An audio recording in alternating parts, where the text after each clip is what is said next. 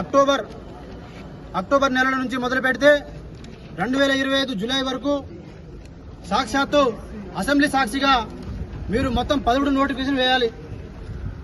SC వర్గీకరణ కోసం 2 నెలలు ఆగమన్నారు. మేము 6 నెలలు ఆగినాం. ఆగిన తర్వాత బిల్లు పాస్ అయిన తర్వాత మీరు మాకు నోటిఫికేషన్ వేస్తారేమో అని చెప్పేసి ఆశపడితే ఎదురు చూస్తే మీరు ఉద్యోగాలు ఎక్కువయ్యి నిరుద్యోగులు బలుపు ఎక్కువయ్యి పోస్టుల కోసం మాకు వద్దు అని చెప్పేసి మేము రోడ్డు మీద ఎక్కినామని చెప్పేసి డిప్యూటీ సీఎం మరియు సీఎం గారు చెప్పినటువంటి మాటలు మేము తీవ్రంగా ఖండిస్తా ఉన్నాం. ఈసారి నిరుద్యోగుల కోసం అసలు కాంగ్రెస్ పార్టీ ప్రభుత్వంలో వచ్చిందే ఉద్యోగాలు ఇస్తామని చెప్పి గ్రూప్ 2 పోస్టు పెంచమని చెప్పినాం. మీరు పెంచలే. గ్రూప్ డిఎస్సి పోస్ట్ పోన్ చేయమన్నాం, చేయలేదు. సంవత్సరంలో 2 లక్షల ఉద్యోగాలు అన్నారు, వేయలేదు. జాబ్ క్యాలెండర్ వేస్తామన్నారు, అది లేదు. వర్గీకరణ అన్నారు, దానికోసం వెయిట్ చేయమన్నారు, వెయిట్ చేసినాం.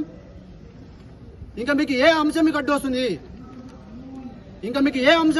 మీకు ఉస్మానియా యూనివర్సిటీ నుంచి మొదలు పెడుతున్నాం. ఇప్పుడు మాకు నోటిఫికేషన్ విడుదల చేయాలి, అన్ని నోటిఫికేషన్ విడుదల చేయాలి. విడుదల చేయకుండా మీరు ఎలక్షన్స్ కనుక పోతే మీకు పుట్టగతులు లేకుండా చేస్తామని చెప్పేసి నేను ఈ సందర్భంగా హెచ్చరిస్తా ఉన్నా. ఒకటి. రెండోది, మాకు ఏప్రిల్ 1 తారీఖు కల్లా మేము ఈ సందర్భంగా మేము ప్రభుత్వానికి ఏప్రిల్ 1 తారీఖు కల్లా మాకు దీని మీద స్పష్టమైనటువంటి నోటిఫికేషన్ కనుక విడుదల చేయకపోతే సరూర్ స్టేడియంలో నిరుద్యోగ సింహగర్జన పెడతాం. అక్కడ కూడా మీరు నోటిఫికేషన్ విడుదల చేయకపోతే 1000 మందితో ఢిల్లీ ముట్టడి చేస్తాం. అక్కడ కూడా మీరు విడుదల చేయకపోతే సాక్షాత్తు ఏఐసిసి పార్టీ ఆఫీస్ ముందర మరో ఆమరణ నిరాహార దీక్ష కూర్చుంటాం. ఈసారి మీరు అది అనుకుంటున్నారేమో మాకు బల్పెక్కున్నా. మీరు మనుషులా? మీరు లేదంటే మీకు మానవత్వం ఉందా? అసలు మీకు ఇన్ని ఉద్యోగాలు, ఇన్ని నోటిఫికేషన్స్ ఇన్ని సంవత్సరాల నుంచి వెతుకుతూ చూస్తూ కళ్ళుని కాయలు కాసి ఎదురు చూస్తుంటే మీకు ఎటకారంగా మాట్లాడుతున్నారు మీరు సభలో పెట్టుకుని. మేము ప్రతిపక్ష పార్టీలో కూడా డిమాండ్ చేస్తా ఉన్నాం. ఈ అసెంబ్లీలో 27వ తారీఖు వరకు మీరు ఎమ్మెల్సీ కావచ్చు, ఎమ్మెల్యే కావచ్చు, ఏ పార్టీ వాడైనా సరే మీరు కేవలం నిరుద్యోగుల గురించే చర్చ పెట్టాలి. మీరు బీసీ అయిపోయింది, ఎస్సీ గురించి అయిపోయింది, ఇక మీకు ఏ అంశాలు మిగిలి ఉన్నాయి? మీకు ఈ గవర్నమెంట్ కోసం బయటకు వచ్చి పోరాటం చేసింది మేము కదా, మా నిరుద్యోగ కులం కదా మేము బయటకు వచ్చి మాట్లాడింది, మేము కదా రోడ్డు ఎక్కింది, మేము కదా ఇంటింటికి గడప గడప పోయింది.